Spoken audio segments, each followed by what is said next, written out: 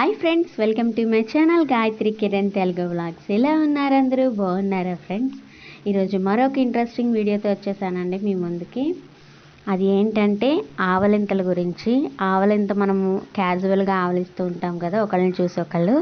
అది ఎందుకు వస్తుంది, అలా ఎందుకు ఆవలిస్తాం అనేది ఈ వీడియోలో చూసేద్దాం ఫ్రెండ్స్.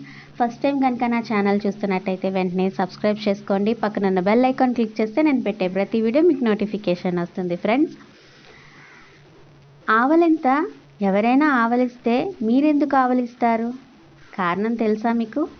తెలియకపోతే ఈ వీడియోలో వినేసేయండి. ఆవలింత ఇది అంటువ్యాధ. ఎవరైనా ఆవలిస్తే మనం ఎందుకు ఆవలింత వస్తుంది? అసలు ఆవలింత అనేది ఎప్పుడు ప్రారంభమవుతుందో తెలుసా? పుట్టకముందే ఆవలిస్తారని ఎప్పుడైనా విన్నారా? అవును, తల్లి గర్భంలో ఉన్నప్పుడే శిశువు ఆవలిస్తుందంట. ఇది ఖచ్చితంగా నిజమండి. ఎందుకంటే నేను ఎక్స్పీరియన్స్ చేశాను. నాకు నిత్య పుట్టినప్పుడు మా పాప సెకండ్ బేబీకి స్కానింగ్ చెకప్కి వెళ్ళినప్పుడు నార్మల్ స్కానింగ్లో చెక్ చేస్తూ ఉంటారు కదా బేబీ ఎట్లా ఉన్నదన్నది. సో ఆ టైంలో మా బేబీ కరెక్ట్గా ఆవలించిందండి. మాకు యాక్చువల్గా అయితే నాకు తెలీదు బేబీ ఆవలిస్తుందని, బేబీ లోపల కూడా ఆవలిస్తుందని నాకు అప్పుడే తెలిసిందండి. మా డాక్టర్ గారు ప్రత్యేకంగా చూపించారు. అదొక బెస్ట్ ఎక్స్పీరియన్స్ మాకు కూడా. సో ఇదైతే నిజమండి. నిజంగానే పిల్లల లోపల ఆవలిస్తారు. ఓకేనా ఫ్రెండ్స్? ఎందుకో మీకు చెప్పాలనుకుంటున్నాను, అందుకనే చెప్పానన్నమాట. ఓకే, నిజంగానే పిల్లలు గర్భంలో ఉన్నప్పుడు ఆవలిస్తారండి. అప్పటి నుంచి మళ్ళీ మరణం వరకు ఆవలింత ఉంటుంది. ఒక మనిషి జీవితకాలం సగటున 2.4 లక్షల సార్లు ఆవలిస్తాడట.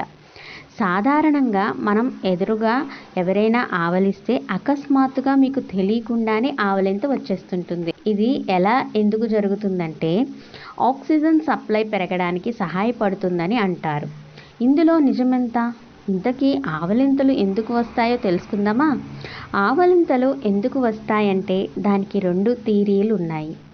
అవేంటో ఓసారి చూద్దాం. సాధారణంగా అలసిపోయినప్పుడు లేదా విసుగు చెందినప్పుడు మన మెదడు ఉష్ణోగ్రత హఠాత్తుగా పెరిగిపోతుంది. ఆ సమయంలో చల్లటి గాలిని పీలుస్తాం. అప్పుడు మెదడును చల్లబరుస్తుందని ఒక థియరీ చెప్తుంది. ఇక రెండో థియరీ ప్రకారం మనం ఇతరుల ఆవలింతను చూసినప్పుడు మనం ఎందుకు ఆవలిస్తామంటే అదో రకమైన కమ్యూనికేషన్ అంటున్నారు రీసెర్చర్లు. ఒకరిని ఆవలింత చూడగానే మరొకరిలోన ఆవలింత వచ్చేస్తుంది. మనుషులే కాదు, జంతువులు కూడా ఆవలిస్తుంటాయి. తన యజమాని ఆవలింతను చూడగానే కుక్కలు కూడా ఆవలిస్తుంటాయి. ఎక్కువ ఆక్సిజన్ను పెంచుకోవడానికి అని 30 ఏళ్ల క్రితం వరకు శాస్త్రవేత్తలు విశ్వసించారు. ఏదేమైనా ఆ సిద్ధాంతం 1987లో అధ్యయనాల్లో కాదని రుజువైంది. ఆక్సిజన్ కొరతకు ఆవలింతలకు మధ్య ఎలాంటి సంబంధం లేదని తేలింది. ఒక వ్యక్తిలో ఆవలింతను చూసినప్పుడు తెలియకుండానే శరీరం ఉద్రేకానికి లోనవుతుంది. ఆ సమయంలో అలసిపోయాననే భావన మెదడుకు చేరుతుంది. అప్పుడు మెదడులోని ఉష్ణోగ్రత ఒక్కసారిగా ఆవలింత ద్వారా వెళ్ళే గాలి ద్వారా చల్లబడుతుంది. అంతేకాదు, మానసికంగానూ నాడి అభివృద్ధిని మెరుగుపరుస్తుంది. అప్పుడు మనలో ఏదో రిలీఫ్ అయ్యాననే భావన కలుగుతుంది.